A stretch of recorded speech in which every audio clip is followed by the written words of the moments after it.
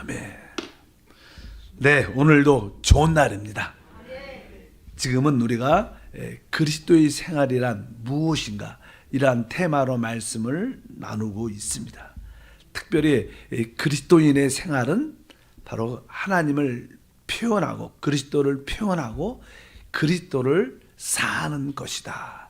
근데 그리스도인의 생활은 이 개인적인 신앙생활의 모습이 아니라 우리 단체적으로 우리 모두가 함께 하나가 돼서 그리스도를 사는 것이고 그리스도를 우리 생활 가운데 확대하는 것이다.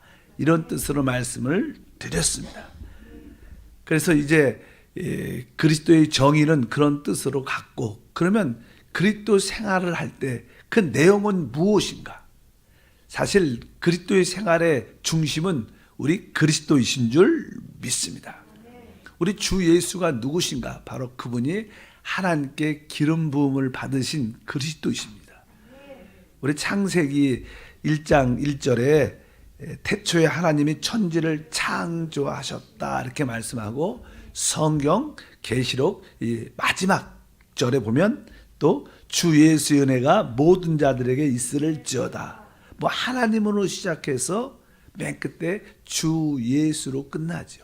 주 예수가 누구신가? 그분이 바로 하나님이시고 하나님의 뜻과 목적을 이루시는 그리스도이신 줄 믿습니다.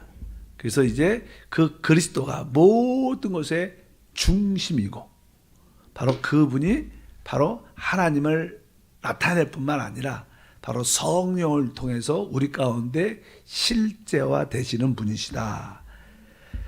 특별히 요한복음 14장 9절과 10절에도 이제 그분에 대한 설명을 하죠. 한번 읽어보면, 나를 본 자는 아버지를 보았거늘 어찌하여 아버지를 보이라 하느냐? 내가 아버지 안에 거하고 아버지는 내 안에 계신 것을 내가 믿지 아니하느냐? 내가 너에게 이런 말을 스스로 하는 것이 아니라 아버지께서 내 안에 계셔서 그의 일을 하시는 것이다. 바로 그 아들 그리스도가 곧 아버지를 표현하고 아버지를 대신할 뿐만 아니라 곧 아버지이심을 설명을 합니다. 그리고 그 그리스도는 누구를 통해서? 보혜사 성령을 통해서 실제화 되시는 겁니다.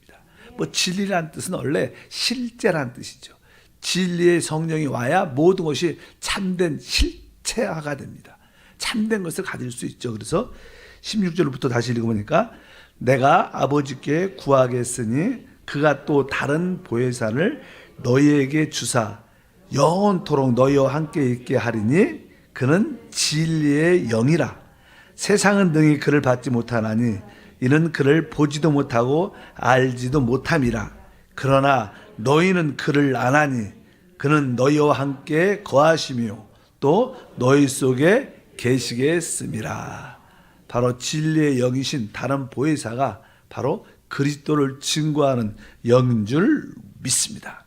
그러면 이 그리스도인의 생활에서 그리스도의 생활의 실제적인 내용은 무엇인가?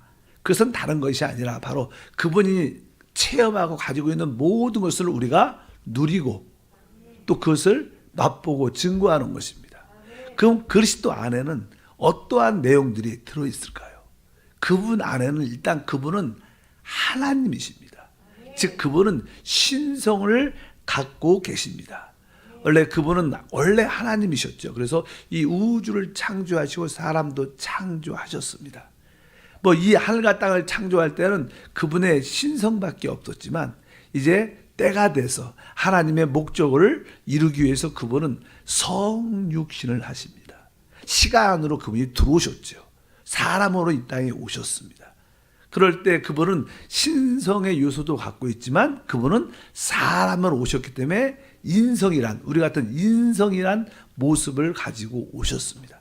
그래서 그리스도는 어떠한 분이신가? 신성을 가졌기 때문에 우리 역시 그리스도인의 생활은 하나님의 신성을 체험하는 것입니다. 또 한편적으로 그분은 인성, 사람의 모습으로 오셨기 때문에 그분의 인성을 우리가 또 체험해야 됩니다. 사실 그분은 인성을 가지셨지만 그 인성은 신성화되지 않았죠. 사람의 모습이 사람이니까. 그래서 그분은 죽음과 부활을 통하여 그분의 인성이 높여졌죠. 그래서 그분의 인성이 신성화됐습니다. 그래서 우리들도 결국 우리 인성을 가지고 있는데 우리 인성도 결국 나중에 하나님화 될 수 있어요. 왜? 그분이 처음으로 인성이 죽음과 부활을 통하여 아주 높이 들리심으로 뛰어난 인성이 됐어요. 우리 역시 앞으로 뛰어난 인성을 가질 겁니다. 보통 우리가 하나님을 이야기할 때, 그리스도를 이야기할 때 그분은 오직 하나님이야, 이렇게만 이야기하는 것은 맞지 않습니다. 그분이 다시 오실 때도 그분은 사람으로 오셔요. 어떠한 사람? 뛰어난 인성을 가지신 사람. 또 하나님의 요소도 있죠. 바로 그분은 하나님이자 사람의 모습. 우리 역시 그렇게 지금 변화되어 가고 있는 줄 믿습니다. 그래서 이 그리스도 안에는 신성의 요소가 있고 또 이제 죽음과 부활을 통하여 뛰어난 인성을 갖고 계십니다. 그래서 우리는 그러한 체험을, 그런 것을 생활을 해야 신성의 생활을 가져봐야 되고 또 뛰어난 인성의 생활을 가질 때 바로 그것이 우리 그리스도인의 생활의 핵심적인 내용이 될 수 있는 줄 믿습니다. 알다시피 그분은 33년 반을 이 땅에, 특별히 3년 반을 사역하시고 때가 되매 십자가에서 죽으십니다. 그분의 십자가의 죽으심은 이 우주에, 이 땅에 이 만유가 가지고 있는 근본적인 문제를 해결하기 위한 것입니다. 이 근본적인 옛 창조에 대한 모든 문제를 그분은 죽음으로 모든 것을 끝내십니다. 그래서 그 십자가의 죽음은 놀라운 것입니다. 그래서 십자가에서 그분이 이루신 모든 일을 우리는 어떻게 체험해야 되고 그것을 한편적으로 또 누리는 것이 바로 우리 그리스도인의 생활이다. 그것이 우리의 신앙의 내용이 돼야 된다. 실제적으로 그리스도의 죽음은 많은 것들을 해결하죠. 뭐 이 땅의 만유에, 이 땅에 가지고 있는 많은 문제들, 가장 기본적인 문제는 죄라는 문제입니다. 모든 죄와 우리는 원죄도 갖고 있지만 죄의 본성도 갖고 있지만 또 밖으로도 많은 죄를 줍니다.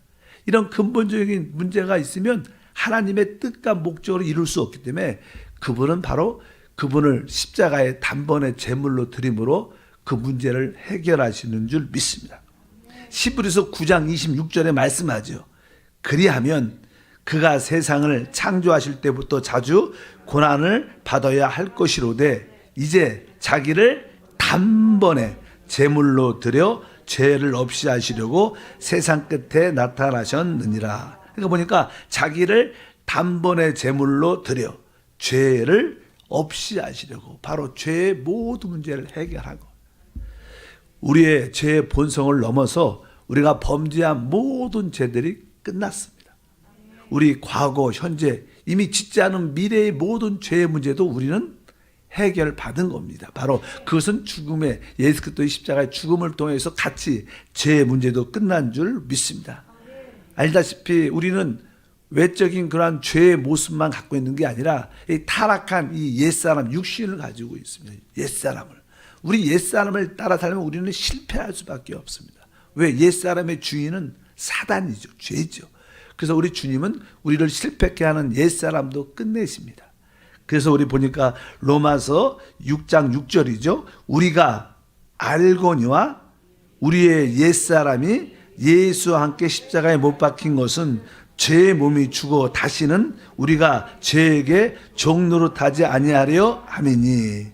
우리가 알거니와, 우리가 확실히 알아야 된다. 우리 신앙에서 이것을 알아야 돼. 무엇이? 우리의 옛사람이 예수와 함께 십자가에 못 박혔다. 우리가 종종 그런 이야기를 많이 하죠. 근본적인 참된 신앙을 가지려면 우리는 죄라는 문제가 해결됨을 봐야 되고, 두 번째는 우리 옛사람이 십자가에서 그리스도와 함께 끝난 것을 알아야 돼요. 만약에 옛사람이 끝난 것을 모르면 자꾸만 옛사람을 개선하고 옛사람을 통해서 잘해보려고 한 노력이 있어요. 근데 결국 그것은 실패합니다. 그것은 되지 않는 일입니다. 그래서 하나님이 우리 옛사람을 십자가에 끝낸 줄 믿습니다. 그뿐만 아니라 우리는 항상 율법으로부터 자유를 또 얻어야 돼요. 율법으로부터 자유를 얻어야 됩니다. 죄의 문제, 우리 옛사람의 문제, 또 율법에서도 해방받아야 바로 우리 안에 있는 생명의 성령의 역사가 나타날 줄 믿습니다. 갈라디아서 5장 24절도 같은 맥락인데 읽어보니까 그리스도 예수의 사람들은 육체와 함께 그 정욕과 탐심을 십자가에 못 박았느니라. 여기 보니까 여기에 우리 육체, 뭐 옛사람과 같은 항목이라고 말씀드렸지만 좀 차이가 있죠. 육체와 함께 무엇이 우리의 정욕과 탐심 십자가에 못 박았다. 우리 육체 안에는 이 정욕이란, 뭐 정욕이란 것은 사실 우리가 의라는 것은 예수의 생명의 어떠한 뭐죠? 예수의 생명이라고 말씀드립니다. 예수의 생명은 의입니다. 의. 그러나 여기에 보니까 사단의 생명은 바로 오늘 말씀에 있는 것처럼 정욕이죠. 정욕. 항상 우리 육신 안에는 이 정욕이라는 게 육신의 정욕, 안목의 정욕, 이 세상 자랑이죠. 이 욕심과 탐심으로 말미암아 사람이 이끌려가면 사람은 실패하고 멸망하죠. 어쩌든지 육체 안에 있는 이 모든 것들도 이미 주님의 그리스도의 십자가의 죽음을 통해서 같이 끝내신 줄 믿습니다. 옛사람도 끝났고 내 육체 안에 있는 정욕도 이미 끝났구나. 바로 이렇게 말씀을 하고 또 히브리서 2장 14절에 또 무엇이 그리스도의 죽음에서 끝났는가? 자녀들은 혈과 육에 속하였음에 그도 또한 같은 모양으로 혈과 육을 함께 지니심은 죽음을 통하여 죽음의 세력을 잡은 자 곧 마귀를 멸하시며. 바로 그분이 우리와 같이 혈과 육을 가지신 이유는 그분도 죽음을 맛보고 죽음 안에 들어가서 죽음의 세력을 잡은 자가 누굽니까? 바로 마귀 사단이죠. 그래서 이 세상의 모든 사람들은 다 죽음 안에 들어가서 죽음 안에서 나올 수가 없어요. 왜? 그가 죽음의 세력을 붙잡고 있기 때문에 이 마귀에게서 빠져나올 수가 없는데 우리 주님은 유유하게 바로 죽음 안에 들어가셔서 죽음이 가지고 있는 그 모든 세력을 깨뜨리시고 그 죽음 안에서 당당하게 걸어 나오셨죠. 어떤 누구도 죽음의 영역에 들어가면 나오지 못하는데 그분은 걸어 나오셨습니다. 이것을 뭐라 그래? 부활이라 그래. 부활. 그러니까 더 이상 이 죽음은, 사망은 우리에게 역사할 수 없습니다. 우리는 사망을 이기는 그런 능력이 있는데 왜? 그리스도께서 십자가에서 이 죽음의 세력을 잡은 자 마귀를 끝내신 줄 믿습니다. 바로 그런 것도 주님이 죽음을 통해서 행하신 일이고, 요한복음 12장 31절을 보니까 이제 이 세상에 대한 심판이 이르렀으니 이 세상 임금이 쫓겨나리라. 이 내용은 다른 뜻이 아니라 바로 우리 그리스도께서 바로 이 세상도 같이 끝냈다는 것입니다. 세상이 우리를 못 받고 우리 역시 세상을 못 박았습니다. 우리는 세상과 더 이상 상관할 필요가 없습니다. 세상에 신경 쓸 필요가 없나? 왜? 그분이 이미 이 세상을 이미 심판하셨어요. 우리가 세상에 관련되어 있다면 이 세상이 멸망받을 때 우리도 거기에 참여할 수밖에 없습니다. 어찌하든지 이 세상의 모든 근본적인 심판이 이루어진 것을 우리는 깨달아야 될 것이다. 또 에베소서 2장 15절에도 죽음과 함께 해결된 내용이 있습니다. 법조문으로 된 계명의 율법을 폐하셨으니 이는 이 둘로 자기 안에서 한 새 사람을 지어 화평하게 하시고. 그러니까 계명의 율법을 폐하셨다. 아까도 그런 말씀을 나눴지만 계명의 율법, 사실 하나님이 하나님 백성으로 택한 이스라엘 백성들에게 율법을 주셨는데 그 율법으로 인하여 이방인과 하나님 백성과의 구별이 생겼습니다. 그러나 하나님은 원래 모든 인류가 하나 되기를 원했어요. 그러나 하나님이 율법을 주신 것은 모든 인류가 타락했기 때문에 그래도 하나님이 택한 이스라엘 백성들을 보존코자 율법을 주신 거예요. 보존코자. 근데 그것이 바로 구원의 길은 아니죠. 그러나 그들을 주님 그리스도가 오시기 전까지 좀 보존시키려고 율법을 주셨는데 결국 그 율법이 유대인과 이방인을 분리시키고 나눴습니다. 여기에 보면 계명의 율법은 여러 가지 임하였죠. 뭐 이게 그런 의미도 있겠지만 또 한편에서 또 인간 사회에는 규례가 있습니다. 일본인은 일본 스타일이 있고 우리 한국인은 한국 스타일에서 자꾸만 나누어집니다. 중국인은 중국 스타일이 있어요. 그래서 참 하나가 안 되려고. 모든 민족은 자기들의 규례가 있어요. 이렇게 동남아는 불교화됐기 때문에 불교적인 그런 규례가 많기 때문에 하나가 잘 안 됩니다. 그런데 우리 주님은 바로 이러한 계명 율법을 다 끝내셨다는 거예요. 왜? 모든 인류를 그리스도 안에서 하나로 만드는 거예요. 그러기 위해서 주님께서 계명의 모든 율법도 끝냈습니다. 우리가 참된 크리스찬이라면 우리는 더 이상 나이를 떠나서 뭐 성별을 떠나서 배우고 안 배움을 떠나서 뭐 많고 적음을 떠나서 인종을 떠나서 우리는 다 하나입니다. 모든 규례가 십자가에서 끝난 줄 믿습니다. 그래서 제가 이 선교제에 가서 가장 아주 은혜를 많이 받았던 중에 하나가 이 중앙아시아에 가니까 오랫동안 러시아의 지배를 받았죠. 그렇기 때문에 나름대로 조금씩은 이렇게 자기의 민족에 대한 어떤 색깔들은 있지만 그래도 공산화가 하나 잘한 것은 이 그런 민족주의를 많이 지운 것 같아요. 거기서는 러시아 사람이나 카자흐 사람이나 러시아 사람이나 우리 고려인이나 독일 사람이나 그리스 사람이나 되게 화목하게 지내는, 그래서 교회를 이렇게 이끌어갈 때 아주 다양한 민족이 이렇게 있어요. 그것이 참 보시기에 이게 진짜 교회인데, 뭐 우리 미국 가면 백인 교회, 흑인 교회 이런 것은 참된 교회라고 말할 수 있지 않죠. 진짜 교회는 이미 계명의 율법가 폐하졌기 때문에 우리 모두가 그리스도 안에서 하나인 줄 믿습니다. 그런 의미로서 법정으로 된 계명의 율법을 십자가에서 폐했기 때문에 이 모든 문제가 십자가에서 끝난 줄 믿습니다. 그리고 나서 골로새서 1장 20절도 이제 큰 항목으로 써 있죠. 그의 십자가의 피로 화평을 이루사 만물 곧 땅에 있는 것들이나 하늘에 있는 것들이 그로 말미암아 자기와 화목하게 되기를 기뻐하심으로, 여기 만물은 모든 것을 말하죠. 사실 사람이 타락할 때 이 모든 만물은 사람 밑에 있어서 사람의 통치 안에 있는데, 사람이 타락하니까 이 만물조차도 하나님과 원수가 된 거예요. 모든 것들도. 그렇기 때문에 그리스도의 십자가의 죽음은 만물을 모든 하나님과 원수된 것을 끝내고 하나님과 화평케 했다. 그래서 그리스도의 죽음은 모든 문제를 어떻게 해요? 해결하는 죽음인 줄 믿습니다. 그래서 그 만물의 모든 근본적인 문제를 해결한 죽음, 우리도 그리스도의 죽음에 참여하면 우리를 그동안 실패했게 했던 모든 것도 같이 끝나는 거예요. 그래서 우리가 부활의 영역, 영의 영역에서 살면 승리와 축복이 함께할 줄 믿습니다. 그리고 나서 이제 이렇게 소극적이고 있어서는 안 될 것은 주님이 십자가에서 끝내셨지만 우리에게 적극적으로 필요한 것이 있죠. 우리가 적극적으로 필요한 게 무엇인가? 그건 오직 하나님의 생명입니다. 이러한 소극적인 것은 다 십자가에서 끝내고 우리가 적극적으로 받아들여야 할 것이 있어요. 그래서 오직 하나님의 생명, 성령인 줄 믿습니다. 그래서 그분은 이 땅에 오실 때 하나님의 미랄로 오셨죠. 그 육신 안에 하나님의 영원한 생명이 있습니다. 미랄의 밀껍질 안에, 껍질 속에 밀의 생명이 있어서 이제 땅에 심겨지면 그 껍질이 터지면서 그 생명이 발화돼서 많은 열매를 맺게 되죠.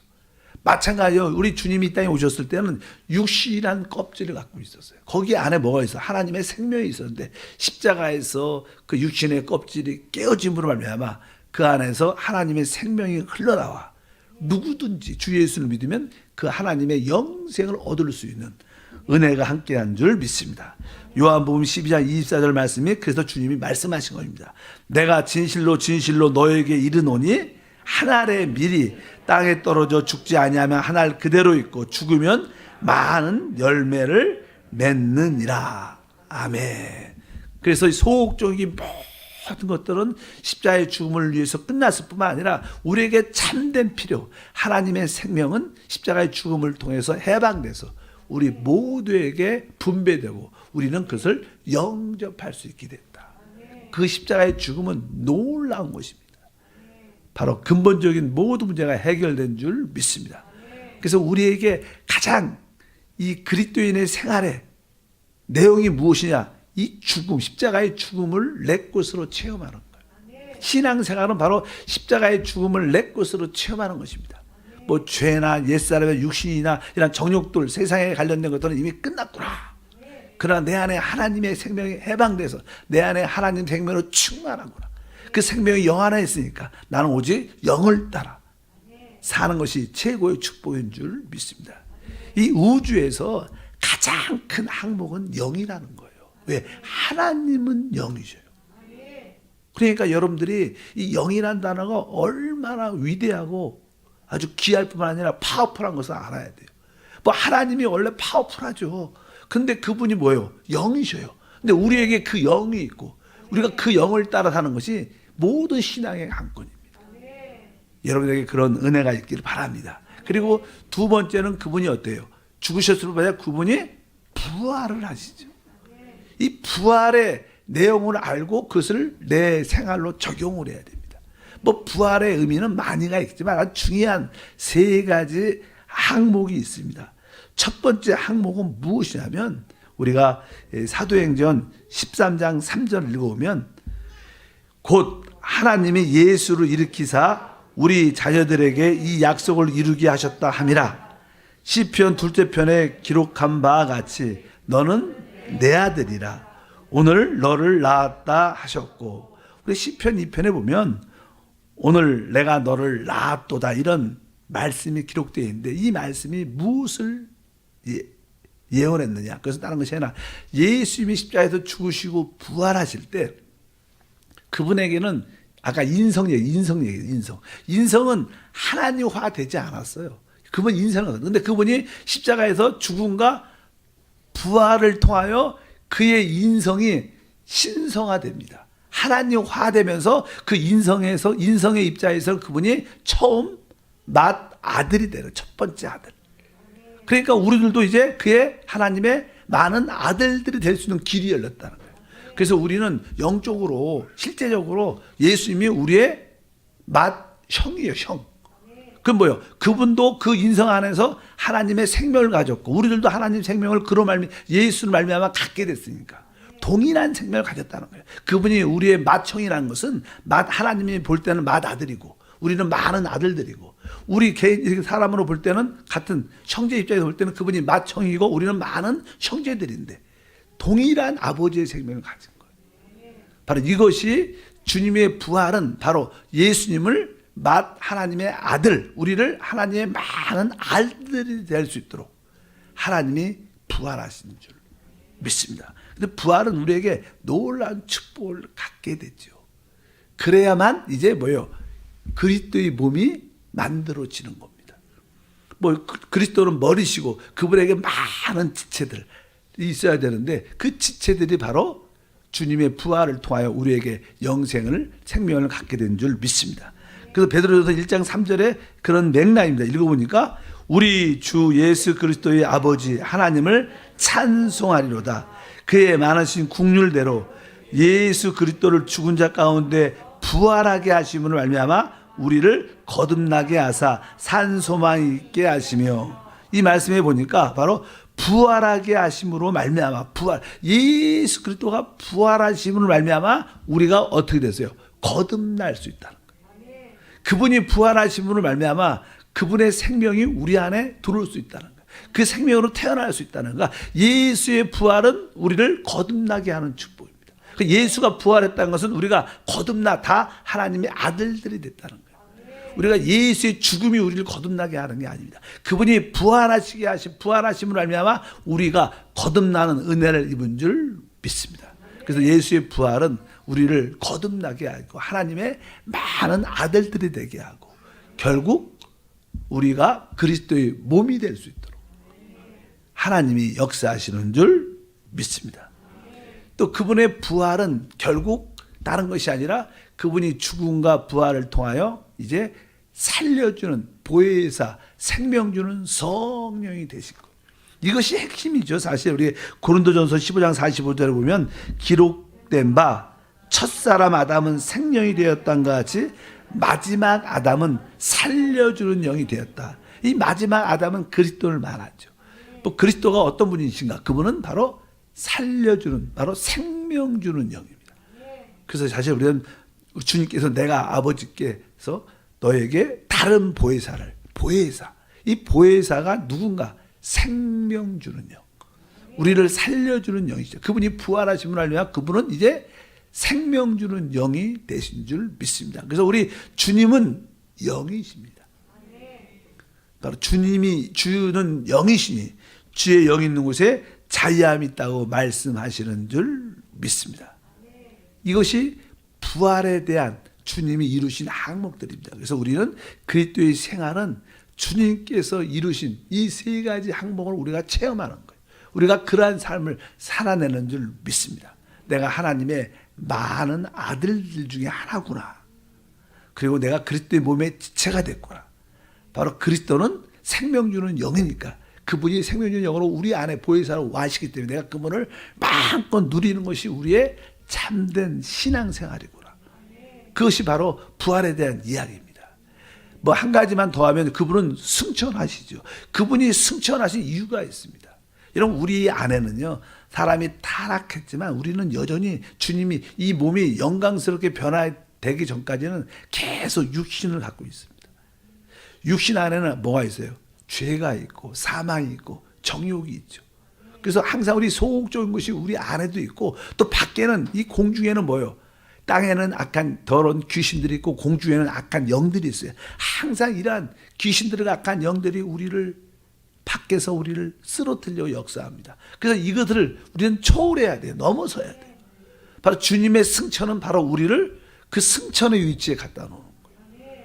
뭐 우리가 에베소서에 그런 말씀이 기록되어 있죠. 1장 20절에 보니까 그의 능력이 그리스도 안에서 역사하사 죽은 자들 가운데 다시 살리시고 하늘에서 자기의 오른편에 앉히사 모든 통치와 권세와 능력과 주권과 이 세상뿐만 아니라 오는 세상에 일컫는 모든 이름 위에 뛰어나게 했다. 뛰어났다는 것은 초월한다는 겁니다. 이 공중에 있는 이 땅에 있는 귀신들과 공중에 있는 악한 정사와 권세 천사 타락한 천사들의 그런 권세와 능력을 이렇게 초월한다는 거예요. 그분은 승천하셔서 우리에게 그러한 놀라운 은혜도 주신 줄 믿습니다.